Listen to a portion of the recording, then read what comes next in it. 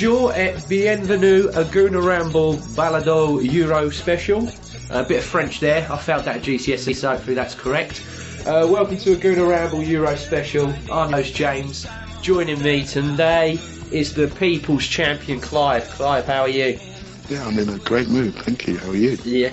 And also we got another regular, he's also a blogger as well. We got Woz back again. Woz, how you doing, mate? Yeah, you alright, James? How you doing, mate? Yeah, well, I've had better weeks. Yeah, agreed. I've had better weeks to be English, trust me. Right, so going through what's happened since we've missed a lot. Sorry about that. Obviously, we're all, busy people. France are obviously through. They played Albania. Giroud was off after 77 minutes. Had a bit of a bad one there.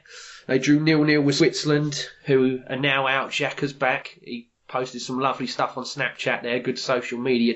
Some lovely bits at Arsenal the other day, and he missed his penalty, as did Ozil for Germany.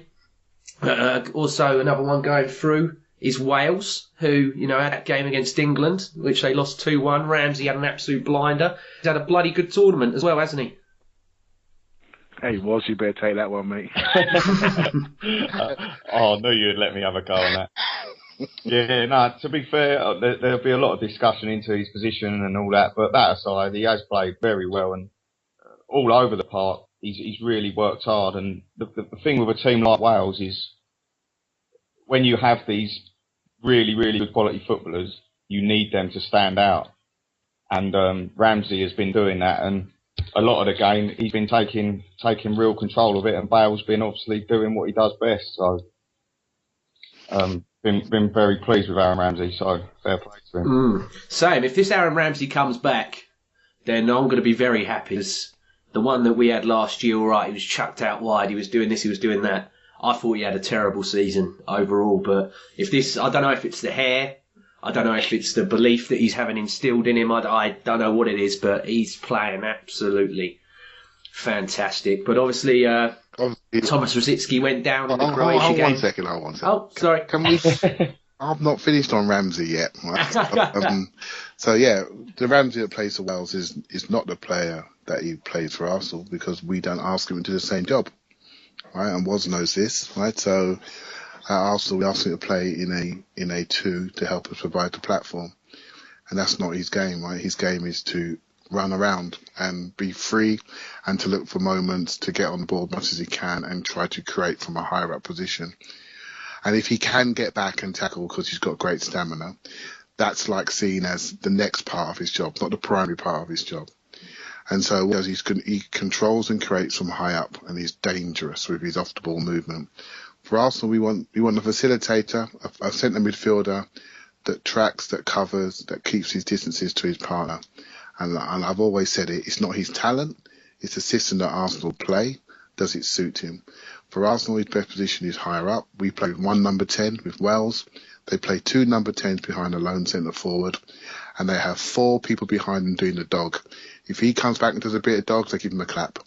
At Arsenal, you're one of the 2 that have to do that work. If you don't do it, we fall apart and we lose the game. So 2 different systems provides 2 different players. It's not about his talent, it's about his mentality and approach to how he plays for Arsenal versus the system he plays for Wales. So we've got a choice to make. And when he's in the right system, he can play very, very well. For us, I'm not sure he's ever going to reach some heights again unless we change our system. JJ, I know I've got to jump in here, mate, just quickly. Go for it. Clive, I agree with what you're saying there, and it's nice. I know you'll agree with me, because it's not about him, it's about the shape.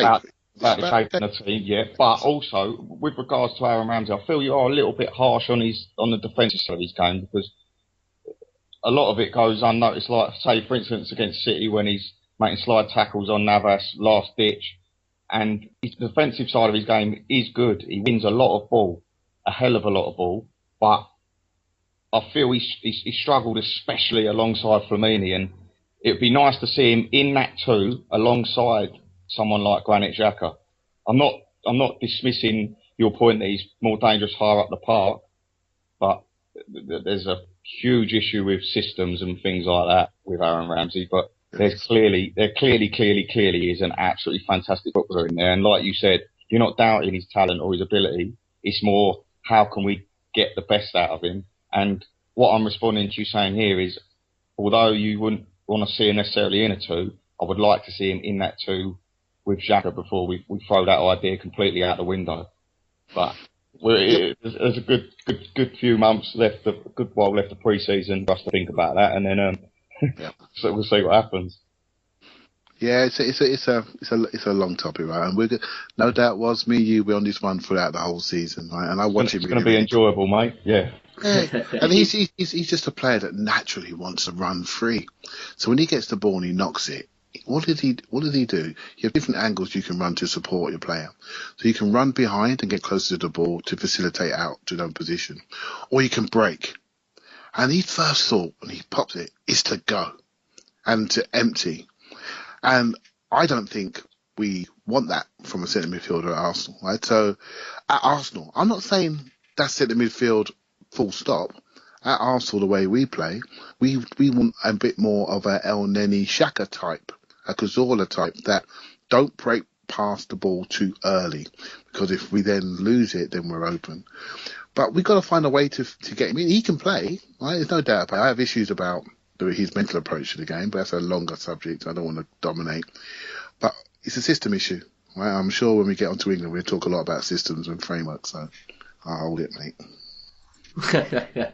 Well, Wales are through. They play Belgium. I'm very looking forward to that game. I think Belgium now have started to click into a team a bit more than what they were. Obviously, Ozil missed his penalty, but he's through. They play Italy, who, for me, are still the favourites to win that thing now. I think they just look really brilliant. And then France play Iceland because the mighty England fell against Iceland. Where do we start there, boys? Who wants to go ahead? Blimey, I don't think it's painful, isn't it? I mean, with regards to that, the Iceland game, obviously we haven't discussed the Welsh game, and yeah, I thought we were very plucky in that game, but we lacked so many ideas, and it was just a typical Roy Hodgson situation where the bloke for me is so frustrating. The first game we discussed on the podcast prior to the Euros that he is not taking wingers. He took one winger, Raheem Sterling. All the pressure's on Sterling, and as soon as he didn't perform, that was it. People were calling for his head. And Hodgson took sort of 4 identical centre forwards in my eyes: Kane, Vardy, Sturridge, and Rashford. All 4 are good on the shoulder, but that's their job. They can't really play on the wings. Rashford maybe, but he was the only one really who didn't get a proper go. And in the first game against the Russians, combined centre backs combined age of 70, he for some reason brings on James Milner left wing, and the bloke breezes past him, they score. Then the next game, he decides to put all 4 strikers on after leaving 3 of them on the bench in the first game. He then panics against Wales, puts all 4 on, and somehow the Vardy scrappy goal, happy days, and then we managed to nick it at the end. You think, oh, good. And then can't break down Slovakia, end up being in the horrible side of the draw, avoiding a meeting with Northern Ireland, which, to be fair, we probably would have lost 3 or 4-0, judging by the way we played against Iceland. and then to top it all off, you're playing a country with the population the size of the borough of Wigan, and how can you even explain what happened?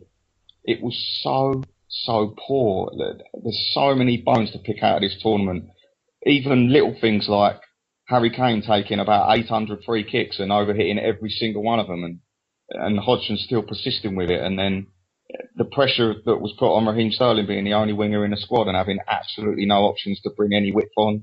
And that game, in the Iceland game, it was just painful. After we went behind, we didn't even look like scoring.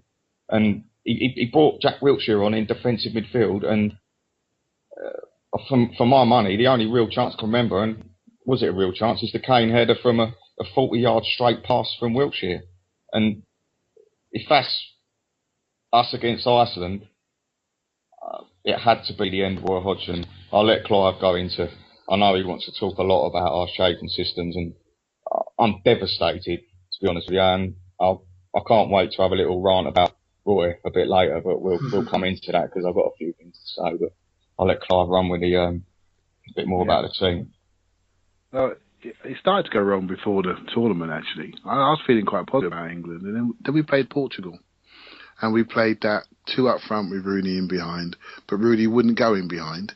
And straight away, our 2 forwards, we got Harry Kane, who scores most of his goals from left-hand side, playing right winger, running up and down like an idiot. And we got Jamie Vardy, who's a lone centre-forward that likes to break zone and a bit of a free spirit, playing left wing, tracking fullbacks. And Wayne Rooney hogging the centre-forward spot when he should have been at the tip of a diamond. As soon as I saw that, I started to have doubts. Right? And the reason why I had doubts is international management is all about selection. Right? Selection and having a playing identity. Right? So one of the things you got to have, and you're at the top of the tree, the top of your game, is the top of the English football pyramid. You've got to have clarity over selection. It is a must. Right? So what do? We are obsessed in this country by the cult of the star player. Right? The personality culture, celebrity culture, whatever you want to call it. Right? So we developed this hype in England about certain players because our player pool is not as large as it used to be. So, we've had, 2 years ago at the World Cup, we had Brendan Rodgers nearly won at his Liverpool. We had Stevie G done his slip. And basically, we go to World Cup with Raheem Sterling pushing Rooney out to left wing, playing number 10. Sturridge playing, Henderson playing, all the Liverpool players playing. We go to the tournament, we stink it out. We're home after 3 games. Right? So it is all ripped up, the team selection. Then what do we do this year? Spurs have a good year. They come, you thought they would have come first, but actually they came third. So what do? We go there with, 5 Spurs players in the starting lineup. So we're now playing Dele Alli in a deep midfield too, and Dele Alli is probably, Spurs' version of Aaron Ramsey actually, was because he's a bit of a free spirit. And he makes things happen at the top end of the pitch. Yeah. I'm not sure you can ask him to control football matches consistently over 90 minutes at the top level at 20 years of age. I don't think you can, right? So he hasn't done it. He hasn't done it all season. Why are we reinventing him as a centre midfielder in a very high pressure tournament in front of the whole nation? And who does he have next to him? Wayne Rooney. Okay, I'll tell you what we do. We'll reinvent him as a centre midfielder in front of the whole nation. I hope it works out, right? There's no clarity in selection, right? So if you add the fact there's no clarity in what we're trying to do and how we're selecting players, allied to the fact that we have no identity and system by which we need to play by, what happens is when you're under pressure, a coach should give a player the tools, right? The tools to perform. What he does is he gives you a structure, he gives you a pattern, he gives you 2-3 passes because other players all move in the right direction. It's called pattern play, shadow play. Whatever you do, you have a structure, you have a system. And when the pressure hits, you revert to those fundamentals. We have no structure. We have no pattern. When the pressure hit, we looked around to see who was going to lead us, and there was nobody there. Nobody moving, nobody supporting. The game got longer. And the worst thing about this one is that we actually fell apart mentally because we didn't play the game. We played what could have happened after the game. We played the consequences. And that got us nervous and we lost our technique. We couldn't play a 5-yard pass. And that is down to the manager. This is a coaching failure beyond belief. I know what you're going to agree with me. He did not set those boys out to succeed. A few of them have been hung out to dry, and I include Kane in that. 38 league games. I'm an Arsenal man. I'm not blaming him. 38 league games. He didn't take a genius to work out after the first game. He was tired. He needed to be taken out. What do? We say, don't worry about it. You can take our corners and free kicks as well. You know what I mean? We're going to put you on a pedestal. So he's now running around thinking he's God. He's not God. He's a footballer and he's a human being that's exhausted. Right? So I think it's a huge failing of the manager that shouldn't have been selected in the first place. He looked like someone's uncle who's won the lottery on a holiday. Right? And rather than choose to go and watch Iceland, he actually did a little bit of sightseeing while he was out there.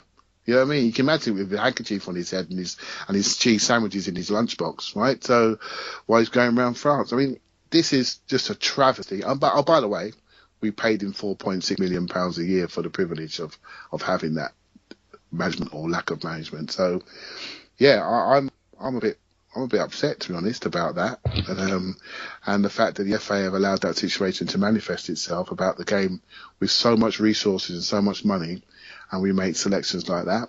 We deserve what we get. It's the cautious factor, isn't it? I mean, for me, I was looking at the previous tournaments and everything else as well, and Joe Hart in the game against Wales made an absolute fluffer on that Gareth Bale free kick.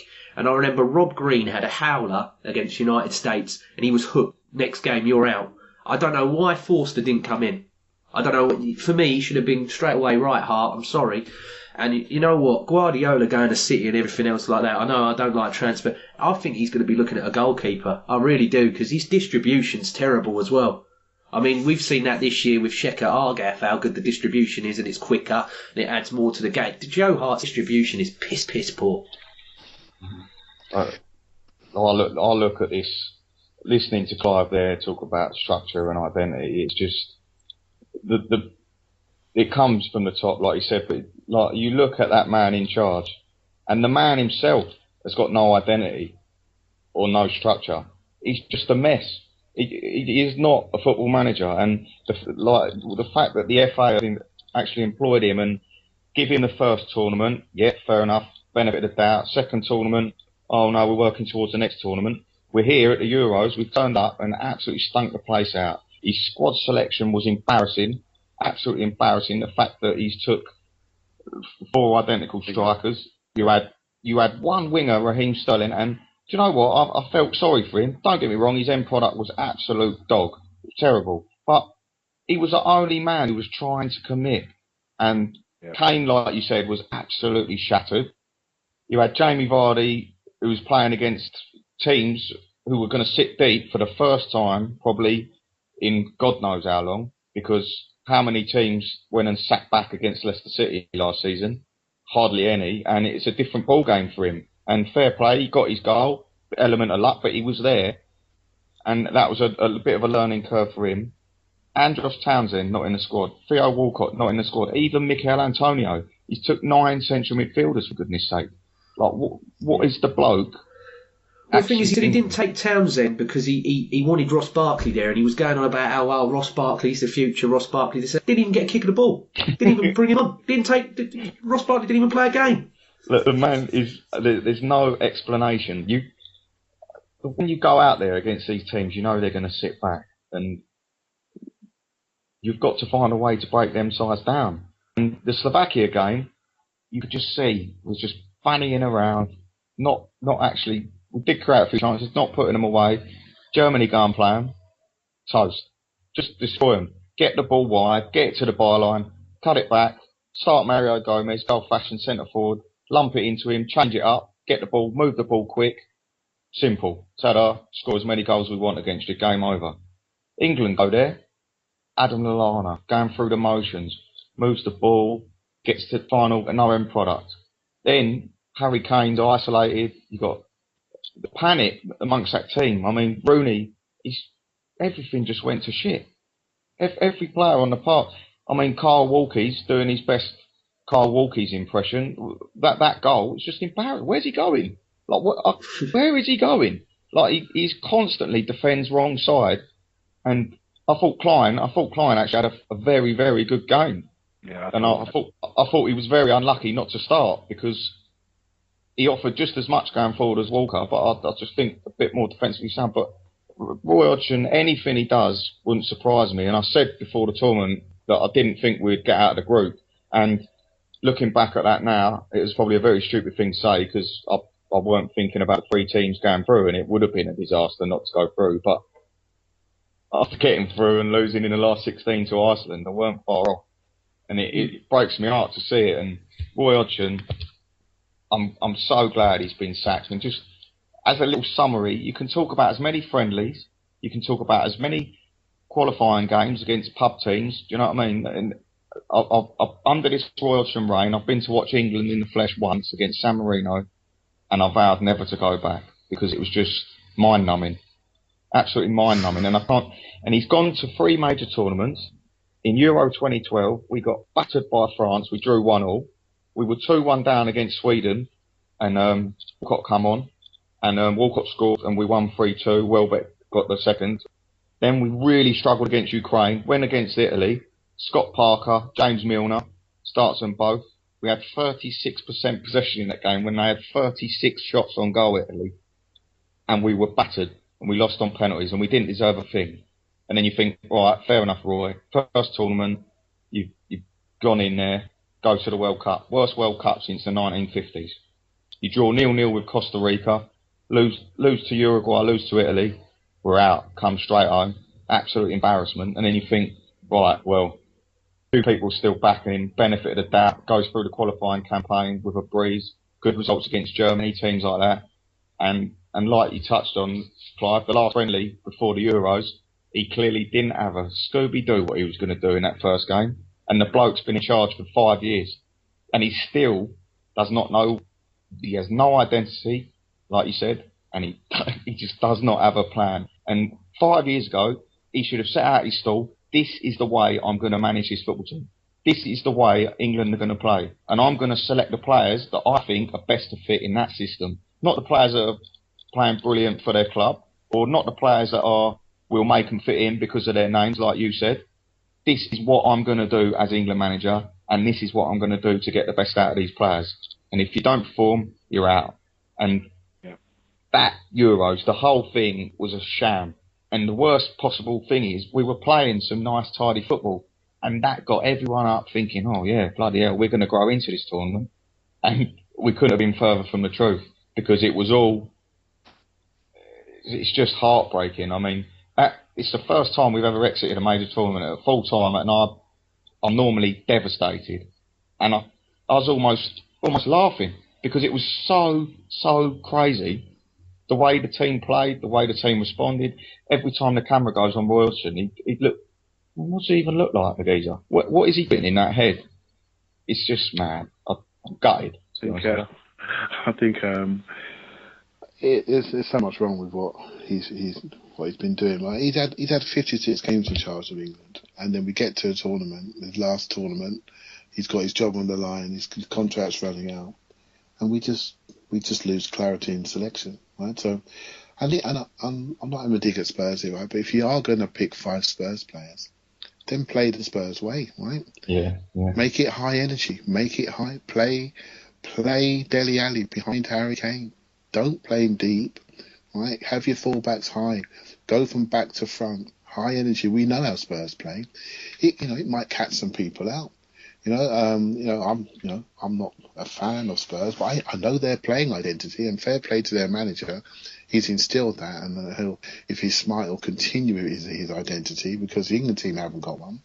So what we do, we lift 5 players out of there, and we put the fullbacks and Dyer. We overpraise players, right? I read before the tournament that Dele Alli is just about to sign an £8 million a year contract with Adidas. I'm thinking, all right, mate, you're not bad, you're okay, but how's that going to motivate him? That's going to make him feel as though everything is okay. And I just feel sometimes, and I don't begrudge them the money, right? I'm not skin, but I don't begrudge them the money. But I'm not sure if that's quite the right thing. He's only been in the league for about a year and a bit, and now suddenly he's held up on a pedestal. And what that does to you is that when you have moments of adversity, you've got nothing to call on, right? You've got nothing to call on because you've been told that you're Tom Cruise, right? You're the star actor. Well, we forgot our lines when it really mattered. Playing Slovakia in a qualifying tournament, it's not the same as playing Slovakia in a tournament, and it's that ability to manage pressure that we need to really work on, right? And to help players through that, we need to give them a structure and a system and a pattern of play, or a tactical approach. Now, James, you touched on Italy, right? Yeah. Italy played Spain, right? And those Italian players are good players. They've got an outstanding manager. And why do I think it's outstanding? Because I can see what he's trying to do. So you look at Spain, we've watched them for 8 years, right? 8-10 years, they've cleaned everything up. Everything goes through Busquets and Iniesta. Look at your pass touches, you look at them too, you think. And what he's done, he said, I've got to get them 2 off the ball. He takes them off the ball, Spain lose their rhythm. Italy scored first. Now you've got to come and play us in our time. You've got to come now and play us, and we're going to slow this game down and break up your rhythm. We'll take fouls, we're rotational around. We'll go slow, we come deep, then we'll press back on you. Eventually, the pressure will tell on your rhythm and your flow, and we'll catch you on the counter. 2-0, job done. Hug your mates. It's all over, right? I've never seen an Italy side play like that, Clive, ever. And that's what surprised me. I was like, they just looked incredible. Like They look going forward. They look coached. Yeah. And more, the bigger shout, James, is I've not seen a Spain team play like that for a long time. And that's the real compliment to it. Yeah, they embarrassed them, didn't they? And they were made to play like that, weren't they? Like you're saying, they were made to play like that. And that's football. That is football. When you get to this level, it doesn't just happen. No. It doesn't happen by reinventing your top goal scorer into a centre midfielder. Right? It doesn't just happen, right? You know, even you're right on Kyle Walker, right? I thought he had a great couple of first games, but he looked shot in the last game. He looked absolutely knackered. And Klein, who's better, what Klein does, he's better off the ball. So what he does, he plays 1-2 and he goes. And he gets in behind by his off the ball running. Whereas Kyle Walker, he just puts a lot more pressure on himself to have touches. And basically he can run into blind alleys if he's not well supported. But he's done his best, right? The problem is not our defenders per se. It's the system they're putting. I'm not going to dig out any players, because I think they were let down by the coaching staff and the management, right? I think they really were. I think they didn't have a structure to fall onto. And I don't care if they're Spurs, Liverpool, they were not given the best opportunity to succeed. And that's a failing of the manager. Yeah, for me as well, I think they've got to take part of the blame, because when you saw them in that tunnel coming out for that second half, only Joe Hart is giving it, come on boys, because he knew he dropped the bomb.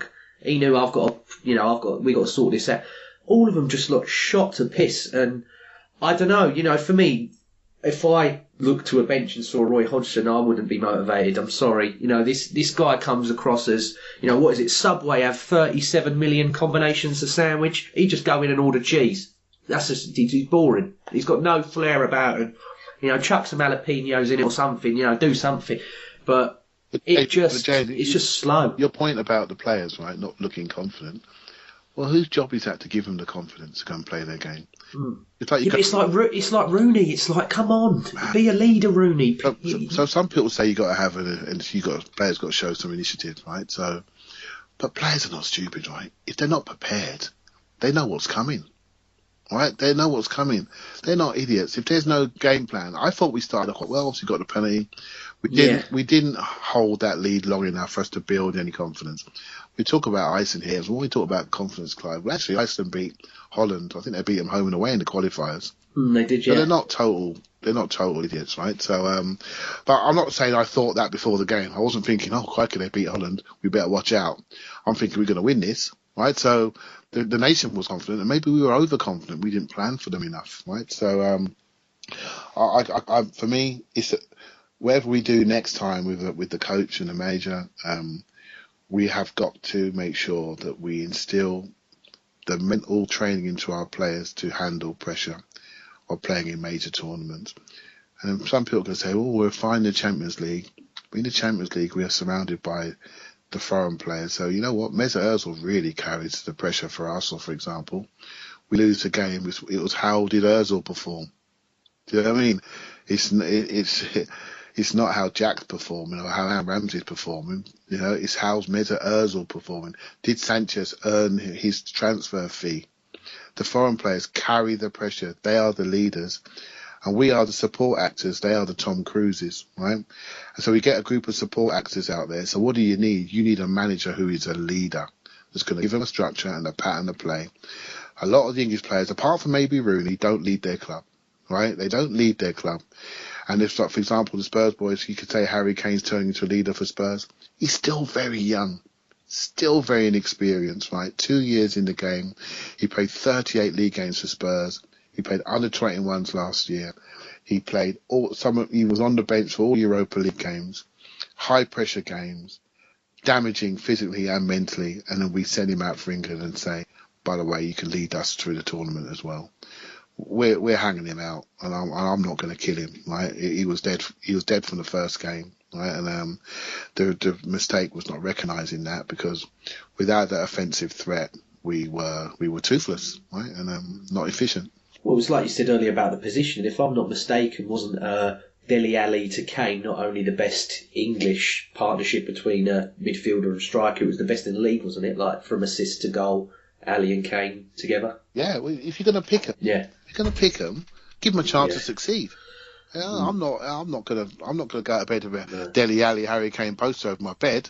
But if you're going to pick them, play them like they play all year. Yeah, right? So. Yeah. I mean, another thing as well that I saw was we all saw that Spurs-Chelsea game, and how if you get under, Ali and the rest of them's skin, they react. He's still got that bit to him. And Wilson, who, all right, he hasn't played for Spurs for a few years, he must have watched it, because whenever he was near Ali, you could see he was mouthing something to him, and in the end he snapped him, didn't he? He kicked him once. And I'm like, he's done you now. For the whole game, he's got you. And I'm like, that's the thing. Is it an age thing, or is it just, they're getting wound up because it's not going their way? I'm like, it's those little tiny things that's, just someone. And for me, it's like Rooney said he wants to carry on. Piss off. I'm sorry. You've been at, nearly every major tour since 2004? You had one good one. For me, he needs to... There's a few of them I'd ship out now, but for me, definitely Rooney as well has got to go. He's not done it for me. James, I'll just jump in on that there, mate. With regards to the players, I kind of got the impression that after we went behind, it almost looked to me as if these players were sort of thinking, what is this clown that is sending me out on the pitch? I mean, a lot of these players have been managed by some of the best managers ever in the history of football. I mean, Rooney under Sir Alex Ferguson, and obviously players like Jack with Wenger, and even Pochettino. He's a very well-drilled manager, and he knows what he's doing. Gary Cahill has won titles under Mourinho, and there's players out there that have played under the best managers in the game, and they're leaving their club side and coming to train with, like, what is he? Do you know what I mean? What are they getting from that man? And well, exactly. Do you know what I mean? Is it embarrassing? Like, it's almost stepping down to sort of League Two. It must be like that. It must be going from being managed, coached, well drilled, knowing it, to a man who doesn't have any identity and doesn't know what he wants to do. And with regards to getting rid of Rooney, easy to say, isn't it? Getting rid of Rooney. I personally want to see who comes in, and because Rooney still has a fantastic amount to offer this country, and he's still a very, very good footballer. But if he doesn't fit the system of the new man, then he doesn't play. I agree, but I think you can find a system that Rooney will succeed in. But we just need to employ the right man, and they need to be very, very careful what they go out and do, because if they do get it wrong, we could be looking at another 3 tournaments of absolute toilet. Well, that leads me into a question. Who do you guys think it's going to be? I've seen that Southgate's already said he doesn't want it, and Actually, I didn't know that actually. Yeah, I just literally read that on BBC earlier. Apparently he's gone home, and I'm like, it's a poison chalice, isn't it? It is the most hardest job. Was it the Star today, as per you, saying that Wenger's the man that they... I'm like, the way he's lambasted now as Arsenal manager, you think he's going to take the most high-pressure job? Give over. I think if you're going to... Much like we talk about systems and identity or whatever, and I do think it's important, especially when you meet up every 2 months, you need to have a strong structure in the national team. Because in a sort of your club team, you're training 5 times a week, right? And you're playing twice every 4 days. You build up that philosophy, you build up that pattern over a longer period of time, over a 60-game season. Internationally, you need a structure, right? So if you're going to pick a manager, you've got to have a manager that can handle the highest pressures game.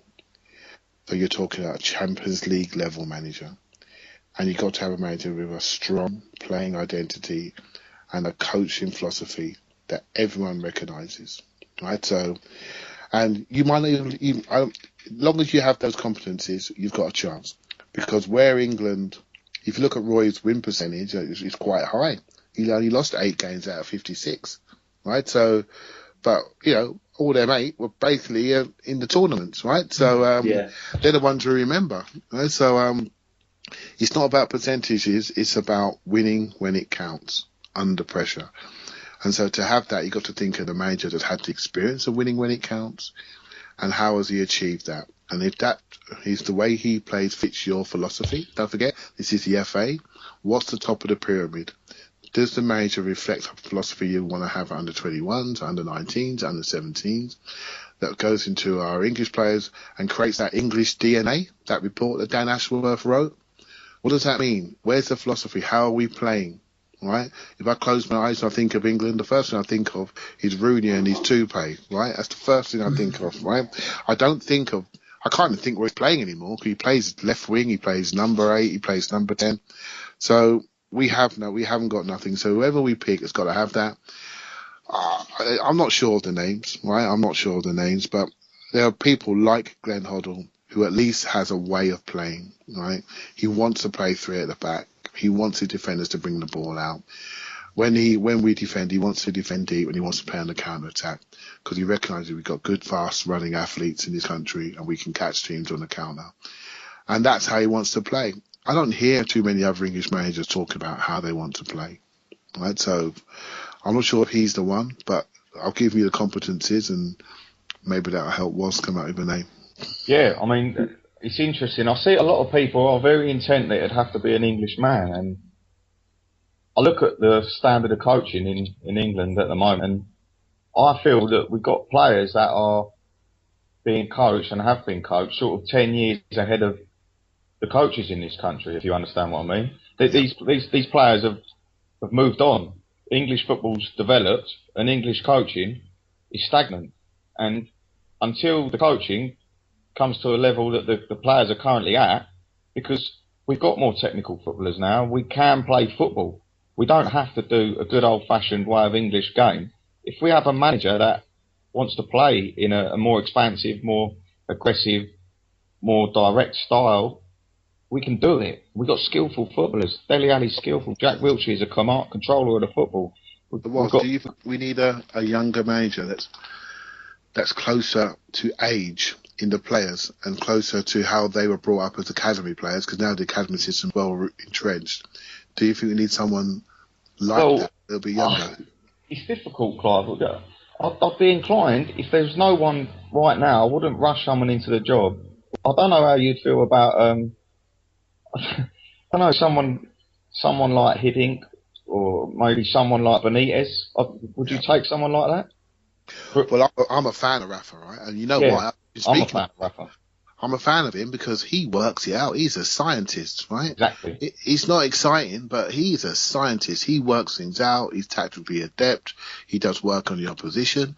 If I'm playing for a game for my life, one game, Rafa Benitez would be one of the first managers I pick.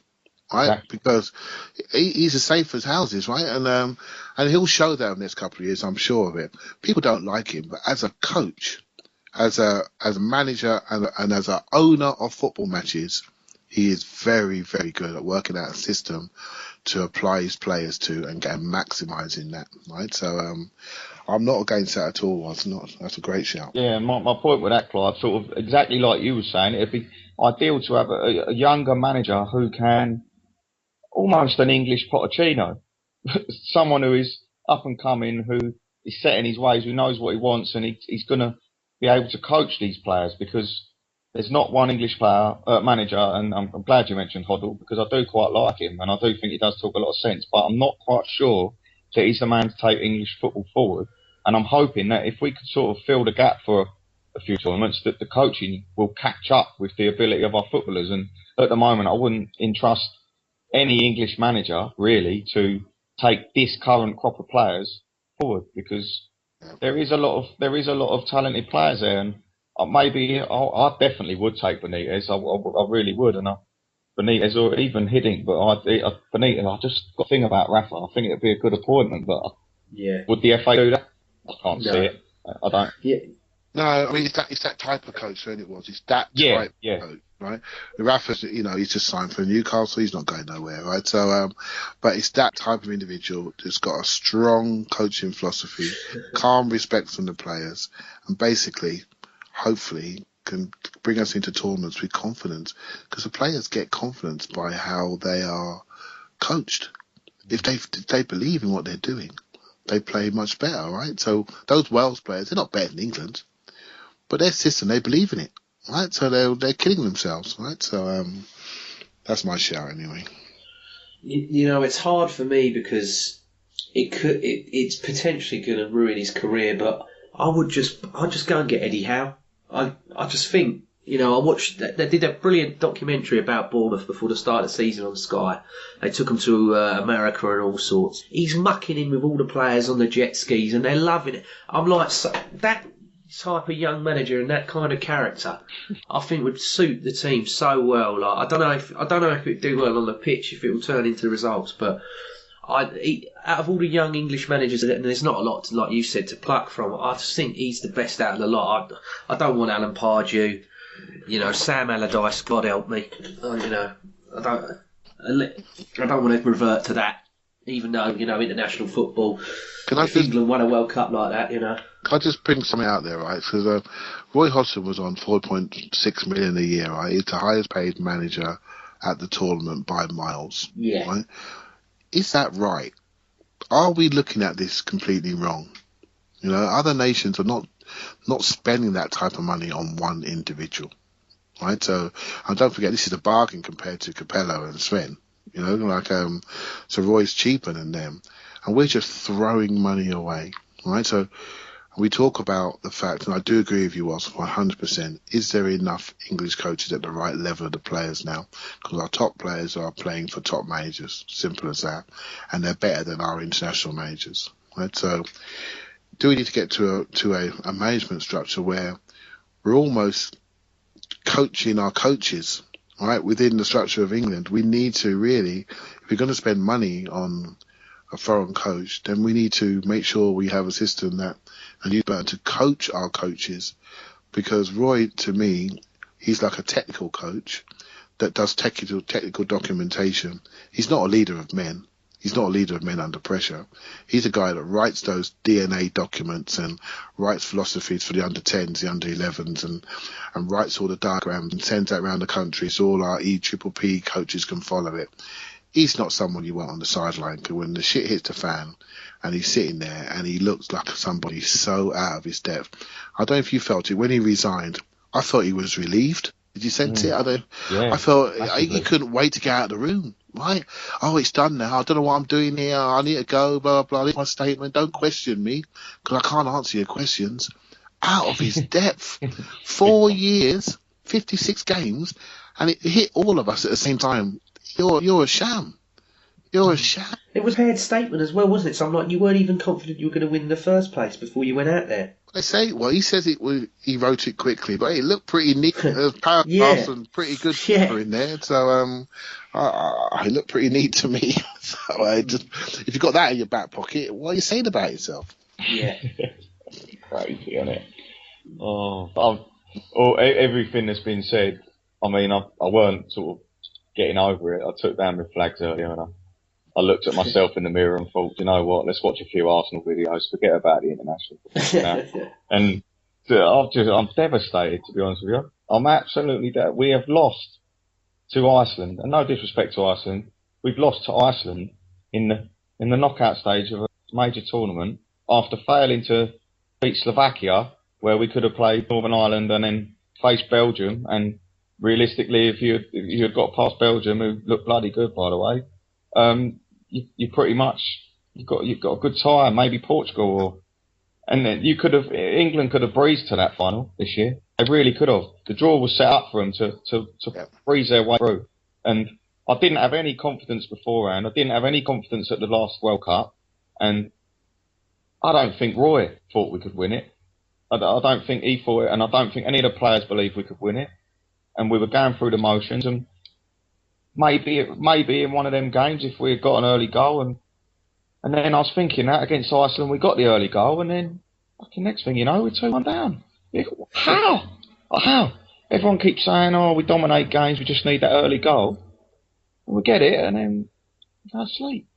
It's just heartbreaking. Looking back on that tournament, two really preventable goals as well. I mean, first off, how did you not scout that throw-in? He'd done it the whole tournament. And they score like once from it already as well. It's just mad. In another game. It's just mad. It's like all of them, like you said earlier, Walker, Dyer, didn't it happen? And then the second one is just diabolical. It's an absolute travesty, not only from the goalkeeper, but it's like just close him down. It's like we said about Italy. Take the card. Take the card, kick him. We were dead we were dead in our heads at the time. Big time. We were in shock. I mean, Dyer he's played to his potential in this tournament. It's been fantastic. Yeah, he's played to his potential, and I've got, it depends what you want from that position, right? And that's not my fancy from that position, but he has played to his potential. That's all you can ask from a player. He knows his limitations, and he does it well. Yeah, and then he lacked a bit of agility once you move him around, right? And he got moved around, and he just couldn't get to the ball. But even so, he wasn't Rivellino top corner, was it? Do you know what I mean? It was just a shot, right? And and our goalkeeper, who looks devoid of confidence, and I hear what you're saying about Forster, and he's a good shot stopper, but he's got feet of clay, right? So I'm not sure that you can. They do say for every 10 touches in the Premier League you have a goalkeeper, 9 of them were your feet. So Forster's got issues with his feet, right? So he's just got bad feet. So, but at that moment in time, I wanted him in goal to push him around the post, because then we got a discussion to have, and we might still be in a tournament. But yeah, I've had a bit of a media lockdown, right? And I came home tonight in the car. I turned on the radio, and Adrian Durham was on it. And he said something about, I don't know if you guys have heard this all week, but he said, when the England players got off the plane, there was like blokes there waiting in umbrellas to make sure they didn't get wet, right, on the tarmac. And they all get into their cars and they all shot off into the night. And they're on their way to Dubai now, probably, and on the way to America, all the rest of it, to have their holidays, right? I do feel sometimes the manager ducked away from this, so he's not accountable. So he's earned nearly £20 million for the FA in 4 years. The players are not really held accountable immediately. They haven't got to explain themselves any which way. They're rushed away in tinted windows motors off into the moonlight. And then you've got people, and we know people, I'm sure you know people, that have gone over there, spent a lot of money, and we've all invested emotionally into this group of players. And the whole setup. And every year I take a day off work to go and watch these games, and I feel like I've been mugged again. Right? And I just think, oh man, when are we gonna earn and do things properly? And if you're gonna have those level of resources, hire the right people to put the right structures in place on the leadership, on the management, and have a strategy that we can all follow, right? And I just don't see it. So I just see money going out the door. Pensions to Roy. Roy's got 18 to 20 million quid in his bin. He is as happy as Larry. He's done. Oh, yeah. He's done. Even his missus has gone off on holiday now. He'll go out of sight for 2 months. And I'll tell you what, he'll come back a good manager and probably get another job, because we soon forget. You know what I mean? So it's like it's all wrong. It's all wrong.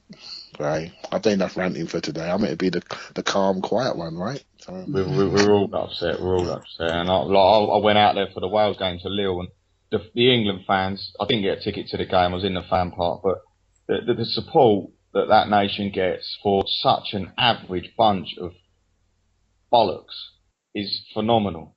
Like, it's the support out there is incredible. And don't get me wrong, every bunch of fans has been great. But England travelling numbers, they always do, and the vast majority of them well behaved. There's some knobheads, like there is with every club and things like that. But I had a fantastic time out there, and like you're saying, Clive, I know a lot of people that have spent a hell of a lot of money, and they've obviously had tournament tickets and booked transport for had all things messed up. There's strikes out there. I've got friends who are stuck out there, who've been stuck out there for days now, trying to get home, and is it really worth it in the end? You sort of think to yourself, because they don't give a toss, do they? They don't. And the only people that are there left are the fans. And the head of the FA don't care. they come out with all these silly statements. I mean, the man who's one of the 3 people selecting the next manager says he don't know a lot about football. He don't know. He's not. So what's going on? It's just so depressing, and it's going to take me a while to get over this. Pissed off. Yeah. I mean, the first thing is to appoint the new person, and then obviously you're looking at personnel. But I don't know. You know, they got a lot of stick, didn't they, in '98 for having that healer or motivational thing or something. But I just feel, you know, when we took Beckham the other year, they just need. I don't know. They just need something like especially the younger ones. They just need someone who's going to take them in at half time and just not a boot up the arse, but just you know. I'm not, you know, I think the Mars bar adverts and believe, you know, it's all cringy and stuff, but they just need that little something, I don't know, just something. Just a spark, just anything. John Terry. Yeah. But that's the thing in England, the stigma is once you hit over 30, that's it, you're done. You know what? And yet Italy have got a bloke called Buffon who's, 38, and he's pulling them over the line.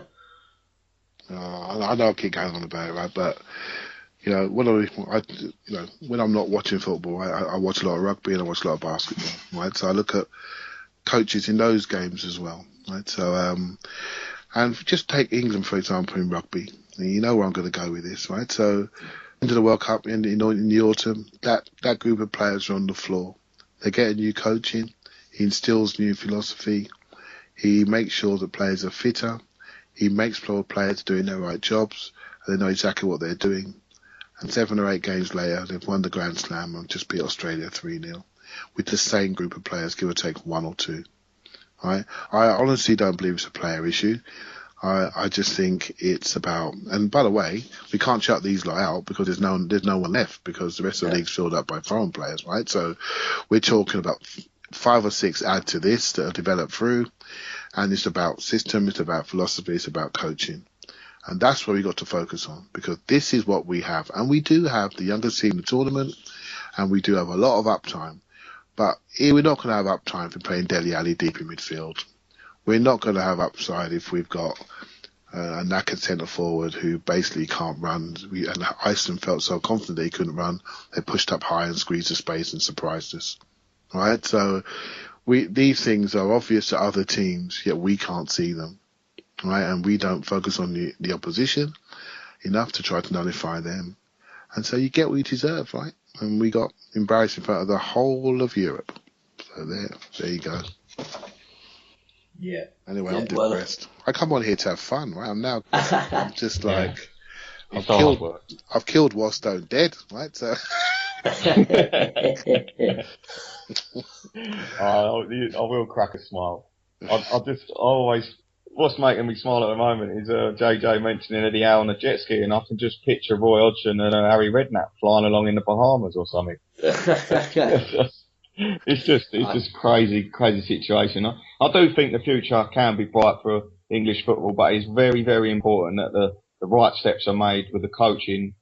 First of all, English coaches need to be developed. I still have the opinion of sort of 7 or 8 years behind the ability of our actual players who are surrounded in the Premier League by foreign footballers who have been coached far, far better in the younger, earlier part of their career, and they almost have helped the development of a lot of our younger players, and we are technically better now, and we are exciting, we can be good.